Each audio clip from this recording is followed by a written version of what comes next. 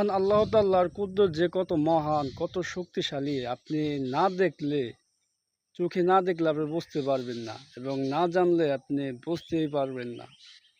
চাই ভাই আমাদের পাশের এলাকার মহল্লায় মসজিদে ঘটে যায়।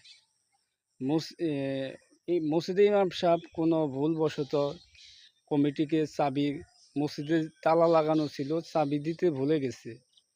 যে সমস্ত কমিটি আইসা সমাজের লোকজন সবাই আইসা তালা কোনোভাবেই দেখতাছে খোলা যায় কিনা, যে কোনোভাবেই খোলা যায় না। তখন তারা বলল, একটা পর্যায়ে সিদ্ধান্ত নিল তালা ভেঙে যেভাবে ব্যবস্থা করা হোক, মসজিদে তো নামাজ পড়তে হবে, তালা আমরা ভেঙে ফেলবো।